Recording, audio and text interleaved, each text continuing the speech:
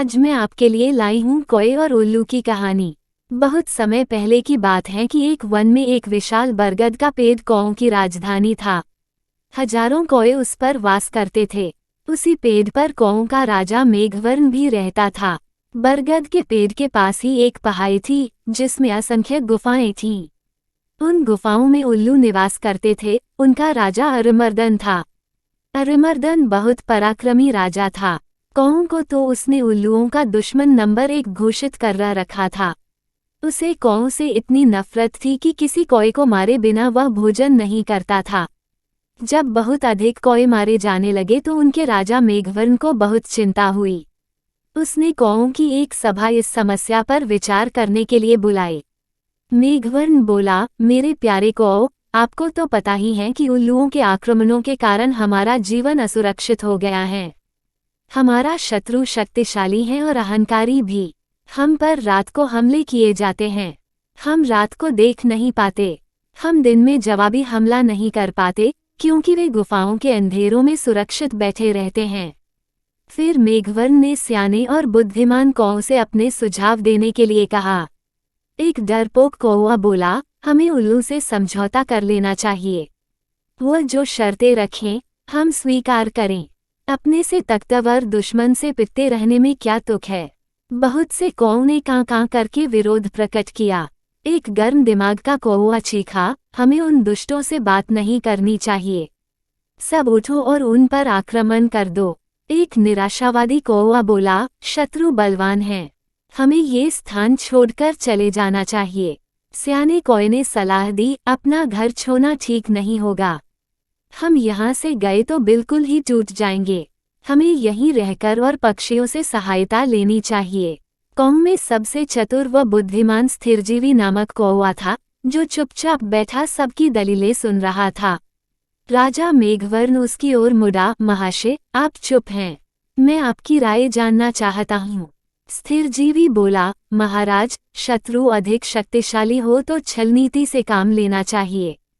कैसी छलनीति, जरा साफ साफ बताए, स्थिरजीवी, राजा ने कहा। स्थिरजीवी बोला, आप मुझे भला बुरा कहिए और मुझ पर जानलेवा हमला कीजिए। मेघवर्ण चौंका, यह आप क्या कह रहे हैं स्थिरजीवी। स्थिरजीवी राजा मेघवर्ण वाली डाली पर जाकर कान में बोला, छल नीति के लिए हमें यह नाटक करना पड़ेगा। हमारे आसपास के पेड़ों पर उल्लू जासूस हमारी इस सभा की सारी कार्यवाही देख रहे हैं। उन्हें दिखाकर हमें फूट और झगड़े का नाटक करना होगा। इसके बाद आप सारे कौओं को लेकर ऋषिमुख पर्वत पर जाकर मेरी प्रतीक्षा करें। मैं उल्लुओं के दल में शामिल होकर उनके विनाश का सामान जुटाऊंगा। घर का भेदी बनकर उनकी लंका ढाऊंगा। फिर नाटक शुरू हुआ। स्थिरजीवी चिल्लाकर बोला, मैं जैसा कहता हूँ वैसा कर राजा के बच्चे, क्यों हमें मरवाने पर तुला है।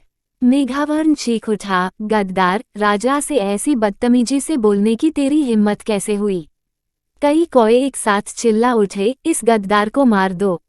राजा मेघवर्ण ने अपने पंख से स्थिरजीवी को जोरदार झापड़ मारकर तनी से गिरा दिया और घोषणा की, मैं गद्दार स्थिरजीवी को कौवा समाज से निकाल रहा हूँ। अब से कोई कौवा इस नीच से कोई संबंध नहीं रखेगा। आसपास के पेड़ों पर छिपे बैठे उल्लू जासूसों की आंखें चमक उठी। उल्लुओं के राजा को जासूसों ने सूचना दी कि कौओं में फूट पड़ गई हैं। मारपीट और गाली गलौच हो रही हैं। इतना सुनते ही उल्लुओं के सेनापति ने राजा से कहा, महाराज, यही मौका है कौओं पर आक्रमण करने का। इस समय हम उन्हें आसानी से हरा देंगे। उल्लुओं के राजा अरिमर्दन को सेनापति की बात सही लगी। उसने तुरंत आक्रमण का आदेश दे दिया। बस फिर क्या था, हजारों उल्लुओं की सेना बरगद के पेड़ पर आक्रमण करने चल दी। परंतु वहां एक भी कौवा नहीं मिला। मिलता भी कैसे। योजना के अनुसार मेघवर्ण सारे कौओं को लेकर ऋषिमुख पर्वत की ओर कूच कर गया था। पेड़ खाली पाकर उल्लुओं के राजा ने थूका, कौए हमारा सामना करने की बजाय भाग गए। ऐसे कायरों पर हजार थू। सारे उल्लू हू की आवाज निकालकर अपनी जीत की घोषणा करने लगे। नीचे झाड़ियों में गिरा पड़ा स्थिरजीवी कौवा ये सब देख रहा था। स्थिरजीवी ने कां की आवाज निकाली। उसे देखकर जासूस उल्लू बोला, अरे, ये तो वही कौवा है जिसे इनका राजा धक्का देकर गिरा रहा था और अपमानित कर रहा था। उल्लुओं का राजा भी आया। उसने पूछा, तुम्हारी ये दुर्दशा कैसे हुई?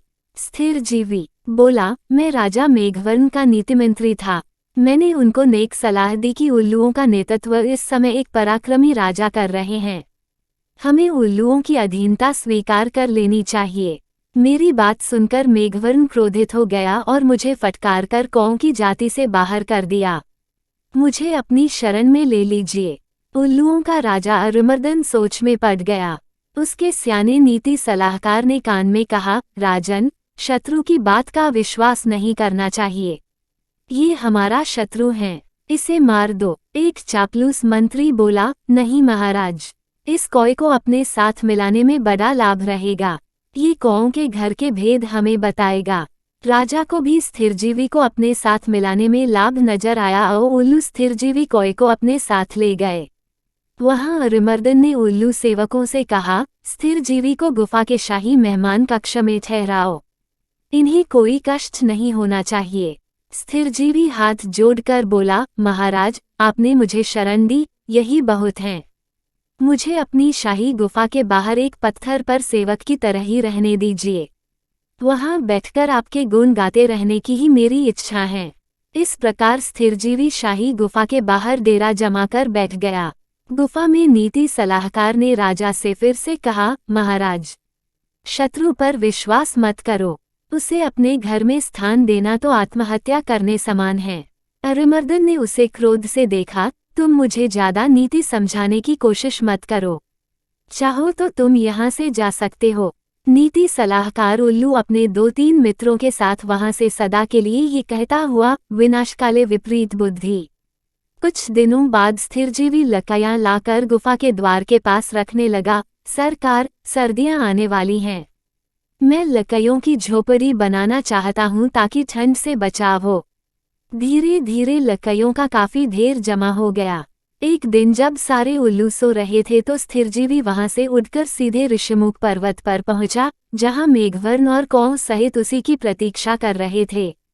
स्थिरजीवी ने कहा, अब आप सब निकट के जंगल से जहां आग लगी है एक एक जलती लकड़ी चोंच में उठाकर मेरे पीछे आइए।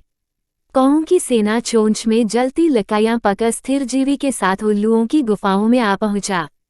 स्थिरजीवी द्वारा ढेर लगाई लकड़ियों में आग लगा दी गई। सभी उल्लू जलने या दम घुटने से मर गए। राजा मेघवर्ण ने स्थिरजीवी को कौवा रत्न की उपाधि दी। सीखा, शत्रु को अपने घर में पनाह देना अपने ही विनाश का सामान जुटाना है। आपको इस कहानी से सीख मिलती है कि घर का भेदी लंका ढाए।